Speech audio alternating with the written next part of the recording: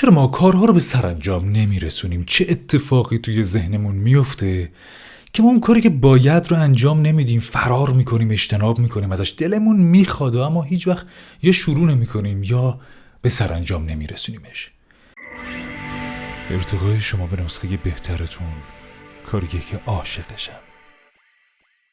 سلام علیکم، ابوالفضل اکبری هستم، گوینده و کوچ توسعه فردی و قراره توی این ویدیو که دومین ویدیوی آپلود شده توی یوتیوب هم هست در مورد یکی از رایج‌ترین دغدغه هامون صحبت کنیم، ولی با یک نوع نگاه و زاویه دید متفاوت نسبت به ویدیوهای قبلی، برای اینکه شاید این تیکه پازل اون تیکه گم شده ی آگاهیمون باشه.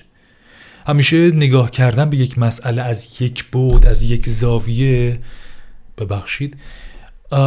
به ما آگاهی کامل رو نمیده. همیشه باید یک نگاه کامل داشته باشیم تا آگاهی کامل رو به دست بیاریم. هر چقدر این زوایا نسبت به یک مسئله بیشتر بشه، دیدمون کاملتر و بهتر میشه. این بار میخوایم بیایم داخل مغزمون و نه در گذشته و بگیم چه اتفاقی میافته که ما اقدام مناسب، اقدام لازم یا کاری که باید بکنیم رو انجام نمیدیم. اگرم انجام بدیم به سرانجام نمیرسونیمش. در چند مرحله این مسئله رو باز میکنم. ابتدا آشنایی ما با پروسه مغزمون، چه اتفاقی میفته، از کجا نشأت میگیره. 2 در مورد مقاومت ذهن و راه‌های تغذیه مقاومت ذهن صحبت میکنیم که باید جلوشو بگیریم. و 3 راه عبور کردن از این مقاومت خانمان برانداز. لایک کن، کامنتت احساس ارتباط بهم میده و سابسکرایب کن که حس کنم دارم در کنارتون رشد میکنم. من ابوالفضل اکبری، عاشق ارتقای شما به نسخه بهترتون هستم.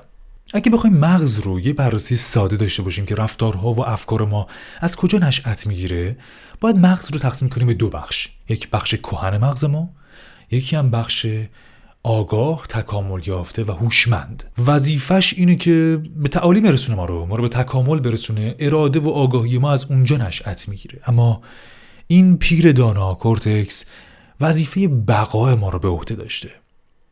در این میلیون ها سال که انسان بوده روی کره زمین، تونسته موفق ما رو به اینجا برسونه. و این پیر دانا خیلی جاها مشکلش اینجاست که در نظرات نئوکورتکس دخالت‌های جدی میکنه. کجا؟ اونجایی که احساس میکنه بقاش ممکنه به خطر بیفته. مثلا چی؟ از گروه و جامعه‌ای بخوای دور بشی. یعنی چی؟ یعنی کار جدیدی بکنی، کاری که جامعه تا حالا ندیدتش، شغل خودت رو راه بندازی. همه کارمند باید بشن. ادعا کنی، سخنرانی کنی، متفاوت باشی، ارتباط چشمی برقرار کنی. اونجایی که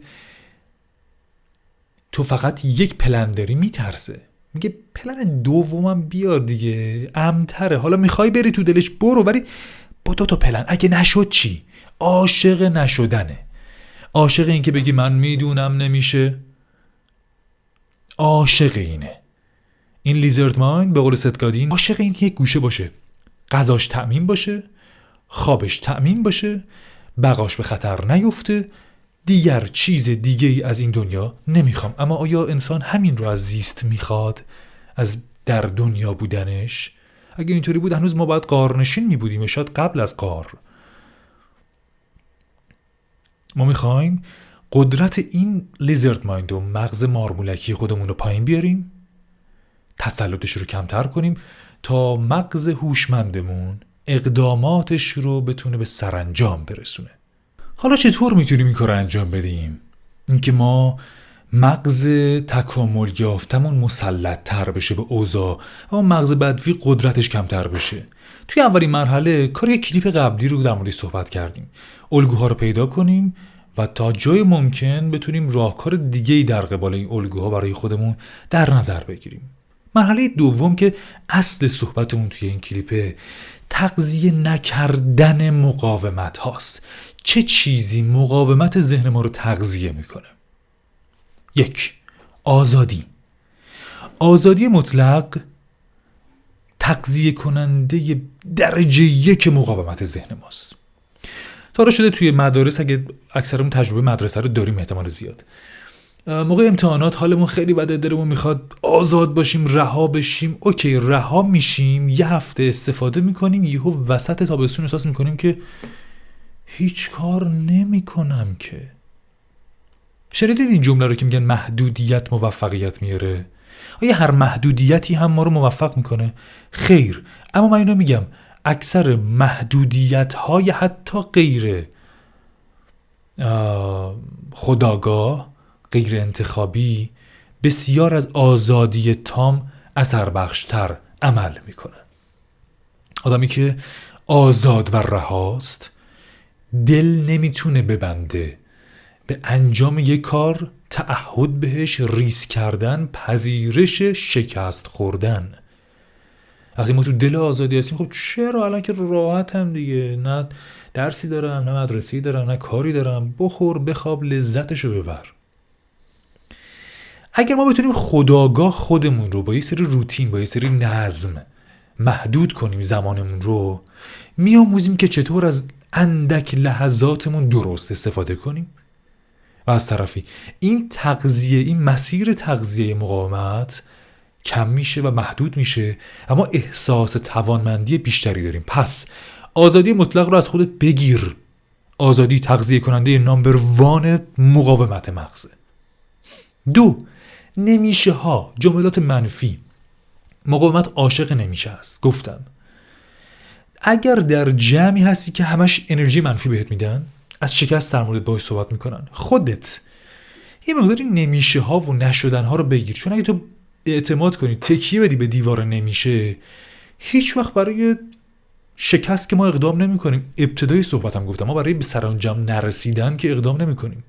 برای اینقدر ما این افکار رو درون ذهن خودمون داریم که نمیشه، نکن، برای چی، چرا فکر میکنی تو میتونی و اگر این یکم بوست بشه، با یه نفر دیگه همراه بشه، با یک افسردگی یا با یک شکست دیگه هم مواجه بشه، انگار یک مهر تایید میزنیم به افکار این پیر کهن توی مغزمون که نه، نمیشه، اقدام نکن. مورد بعدی، گزینه دوم داشتن. بچه چند تا گزینه اگر داشته باشیم برای موفقیتمون، معمولا هیچ کدومش رو انجام نمیدیم.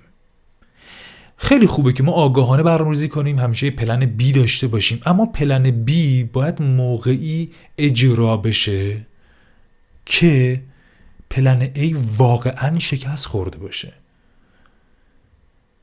ولی مقاومت عاشق اینه که ما رو بین پلن ای و بی هی حرکت بده. نه نمیشه، برو سراغ اون یکی کار، تا اون کار رو شروع میکنی سختش، برو سراغ گزینه سی، برو دوباره همون ای. هم میبینی چند سال داری خیلی کار میکنی، خودتو خسته کردی. ولی جالب ستگادین میگفت که اینترنت خودش همین تغذیه کننده مقاومته. چرا؟ چون ما معمولا موقعی که حالمون بده پناه میبریم به اینترنت. آزادی ما میده، تو هر کاری میتونی بکنی، یک دنیای گسترده رو جلومون باز میکنه، گزینه های زیاد میبینیم و خود همین گزینه های زیاد تغذیه کننده مقاومته. گزینه بعدی مقدار مشابه میشه به همین، اون چیزی که تغذیه کننده مقاومت ما خواهد بود و اونم مقایسه کردنه. چرا اینترنت عاملیه که تغذیه کننده مقاومت ذهنه؟ چون فوق‌العاده خودتو مقایسه میکنی با این و اون، همه زندگی ها رو میبینی. تا حالا شده که با حال خوب داری کاری رو شروع میکنی، موقع استراحت میای توی گوشی توی اینستاگرام میچرخی، با چند دقیقه اسکرول کردن یهو احساس میکنی انگیزه نداری. میدونی چرا؟ چون دنیای شیرین مقایسه کردن غذا با شیرینی طبیعی پیش روت رو بیمزه جلوه میده.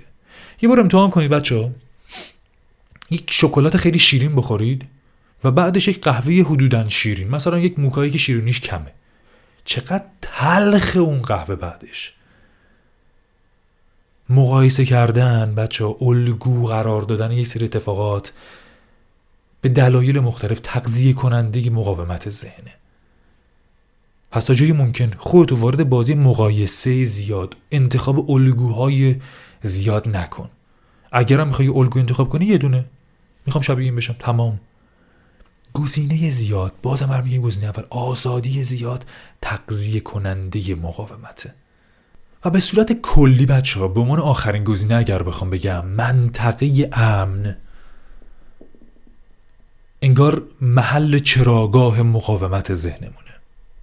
منطقه امن یعنی چی؟ یعنی اونجایی که ریلکسی، راحتی. درسته اون چیزی که میخوای موفقیت نیست، اما ککم هم نمیگزه. حالا نشد مامان بابام هستن، نشد میرم کارمند میشم، نشد. منطقه امن اونجایی که مقاومت ذهن توش پرورش پیدا میکنه. تو منطقه امن آزادی داریم، دنیایی از الگوها و مقایسه ها داری، گزینه های مختلف داری، این کار نشد اون کار، این کار نشد این کار. و ثمره این پروسه بچه ها چیزی نیست جز به سرانجام نرسوندن اهدافمون، شکوفا نشدن هنرمون، به نمایش نگذاشتن توانایی هامون. میخوایم به اینجا برسیم؟ 2 تا 4 راست اگه میخوایم هیچ اشکالی نداره، کلاتو بذار بالا، با لذت زندگی کن دیگه، حال خودتو بد نکن. انتخاب کنیم میخوایم یا نمیخوایم. اگه نمیخوایم باید بیایم بیرون از این چراگاه. چطور میتونیم بیایم بیرون؟ چند مرحله کار ساده بهتون میدم. با اقدام همین قضیه تا حد بسیار زیادی منابع تغذیه رو کم میکنید ناخودآگاه و میتونیم عبور کنیم از این دیوار بلند مقاومت ذهنمون. چند تا اقدام به ما بسیار کمک میکنه که ما از این اوضاع خارج بشیم. اولی ماجرا محدود کردن خودآگاه آزادی مونده. یعنی چی؟ یعنی اگر هدفی رو میگذاری زمان تعیین کن. اگه هدف روی هوا به نتیجه نمیرسه معمولاً. من میخوام به این دستاورد برسم، تا کی؟ زمان میگذارم. شد نشد درس میگیری. برای رسیدن به این هدف زمان بیشتری نیاز داشتیم، درس میگیریم. فعلا تا به نتیجه نرسیدن فلان کار هیچ کار دیگه ای رو انجام نمیدم. همین شور و شوق و اشتیاقتون رو محدود میکنه، جلوشو میگیره و شما تشنه میشید برای اینکه به کارهای دیگه بپردازید. ابتدا این کار رو تموم کنید. بچه‌ها سرانجام رسیدن کارهاست که برای ما دستاورد خلق میکنه. گزینه بعدی، به سرانجام رسیدن کارها هدفتون توی ذهنتون باشه، نه چیز دیگه ای. این کار من باید به سرانجام برسه. بارها شده که من ورزش رو می‌خواستم شروع بکنم و نمی‌شده. یه جا تعیین کردم آقا هدف من از ورزش رسیدن به اندام ال و بل نیست. هدف من اینه که هر روز فلان تایم ورزش کنم. همین. هدفت رو اینجوری بچین، یعنی اون چیزی که برات مهم باشه نتیجه نباشه، به سرانجام رسیدن اون برنامه‌ت که فکر کردی برای رسیدن به هدفت لازم است. اون کار اصلی توه. یه هدف گذاری میکنی، یه برنامه ریزی، تو فکر کردی، دقت کردی، تصمیم گرفتی، تو خیالاتت شکست نخور. باشه لطفاً. گزینه بعدی، گزینه 4 اگر اشتباه نکنم، حتما کارهای معوقت، کاری که رو هوا مونده، رو دیوار میخوای که کوبیدی رو در بیار، به نتیجه برسونشون، بعد کار جدید رو شروع کن. ابتدا بشین ببین چه کارهایی رو الان رو هوا مونده انجام ندادی، انجامشون بده، تمومشون کن. یا خطشون بزن، بذارشون کنار، بده بره ضایعاتی، یا انجام بده، به ثمر برسون. این کوله بار پر از نشدن ها رو که تغذیه میکنه، همون نمیشه هایی هست که گفتم ازش دور بشیم و اونها رو کم میکنی، تغذیه، اون منبع تغذیه مقاومت رو میاری پایین، در نتیجه اقدام میکنی برای تعالی و رشد خودت. یک گزینه آخر میگم و خداحافظی کنیم. امیدوارم که کمک کننده بوده باشه این ویدیو. نمیتونم، برای من که خیلی اثرگذار بود، چون چکیده چند تا کتاب بود. گفتم اگر رفرنس ها رو میخواین کامنت بذارین، براتون چند تا کتاب معرفی کنم که حالتون رو به شدت خوب بکنه و بتونید تو این مسیر درست حسابی قدم بردارید. بچه‌ها درست این مقاومت خیلی سراغ ما میاد، حال بد بهمون میده، اما طبق تجربه من این مقاومت ها میتونه برای ما مثل یک مینی یاب باشه، مثل یک گنج یاب باشه بهتره بگم. اونجا که صداش داره میره بالا، جیغ داره میزنه نکن، نرو، نه، برو بخواب، برو بستنی بخور، برو خوراکی بخور، برو با دوستا تفریح کن، چرا میخوای این کارو بکنی؟ اون دقیقاً همون کاریه که باید انجام بدیم. اون دقیقاً همون مشکل و مسئله‌ایه که هر بار بهش میرسی و دوباره دور میزنی و خودت سرگرم کار دیگه ای میکنی. اون جایی که مقاومت داره جیغ و داد میزنه، هوشیار شو. اون کاریه که هنرت رو نشون میده. امیدوارم از زندگیت لذت ببریم و وقتی به گذشتت نگاه میکنی دستاورد ببینی. ارادتمندم. سابسکرایب و لایک و کامنت و اینا رو بذارید، من اهلش نیستم هی بخوام بهتون بگم.